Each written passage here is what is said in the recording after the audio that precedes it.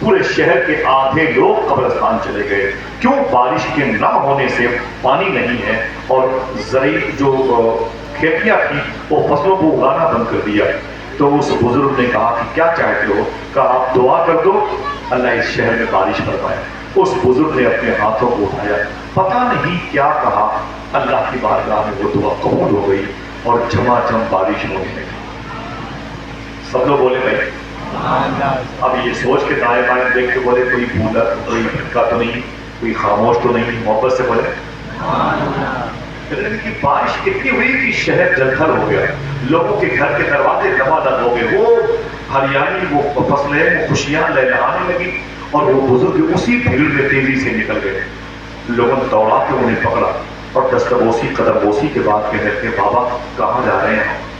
دعائیں تو میں نے بھی مانگی تھی قبول نہ ہوئی, آپ نے کیا کہہ کے دعا مانگی ہے کہ اللہ نے قبول کر لی؟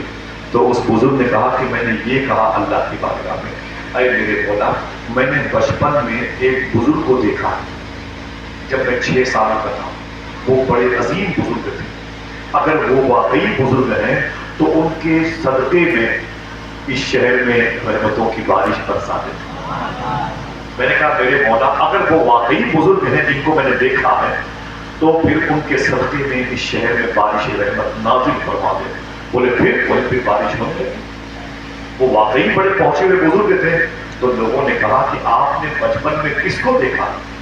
تو رو کے بولے میں نے بچپن میں بایزید بستانی کو دیکھا ہے, سرکار مدار اعظم کے شیخ کامی کو دیکھا, بستان شریف میں جن کی مدار شریف موجود ہے ایران میں نے کئی مدد حاضری دی ہے. اللہ اکبر اللہ اکبر, ان کی بارگاہ ہے, میں نے بچپن میں ان کو دیکھا ہے. تو ذرا سوچو کہ جس عظیم شان قبیل مبارکہ سے اس ذات والا تبار کا تعلق روحی و قلبی و جسمی ہے, اسی سرکار مولا کائنات اور مخدوم کائنات کے قبیل انور سے اس ذات مقدسہ کا مطہرہ کا منورہ کا بھی تعلق ہے.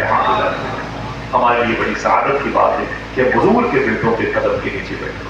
میاں حضور کا آنا اس شہر میں برکتوں کا آنا ہے, میاں کا آنا اس شہر میں شفا کا آنا ہے, میاں حضور کا آنا اس شہر میں برکات علوی کا, برکات فاطمی کا, برکات حسنی کا اور برکات حسینی کا, برکات زیدی و جعفری کا آنا ثابت ہے. اور بھائی کرام کو میں بہت بہت مبارکبادیاں پیش کرتا ہوں کہ ان کی قدر و کاوش اور جد و جہد کی بنیاد پر صفوی فیضان بقائی فیضان آج ہمارے دلوں کو بقا کی روشنی کی طرف لے کے جا رہا ہے.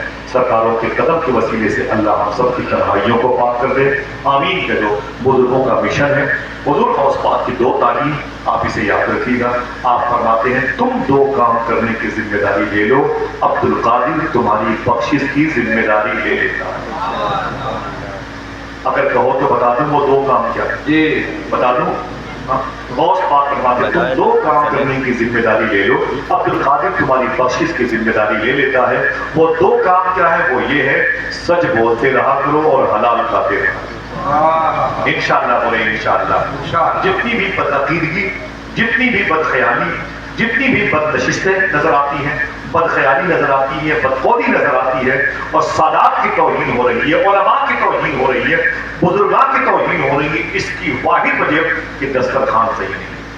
لڑکے ہمارا دسترخوان صحیح نہیں ہے, لڑکیاں ہمارا دسترخوان صحیح نہیں ہے. فرماتے ہیں صوفی سلطان میاں صاحب اللہ, جب اس قسم کی فضا بن جائے تو گھر پہ بندشیں نہ کراؤ, سورہ بقرہ نہ پڑھواؤ. بولے دسترخوان پر غور کرو کہیں سے حرام لقمہ تو نہیں آتے. ہماری آپ کی ذمہ داری بنتی ہے, صوفیہ کی یہ تعلیم ہے. اختلافات سے بچو, محبتیں عام کرو. پوری دنیا کو اس وقت محبت کی ضرورت ہے. ذرا ہاتھوں کو اٹھا کے بولو لبیک یا غوث اعظم. چلیں گے بقا شریف انشاءاللہ, جن سے بولے انشاءاللہ. اللہ اس ذات کے شریانوں میں جو مخدوم کائنات کا مبارک لہو شریف دوڑ رہا ہے, اس کے صدقے میں ان کے دادا جان کی بارگاہ میں اللہ ہم سب کو حاضری کا شرف بخشے. اجازت دیں نعت کا دور چل نکلے, پھر آپ بھی جھومیں, آپ کے کاندھے پر بیٹھنے والے فرشتے بھی جھومیں. السلام علیکم ورحمۃ اللہ.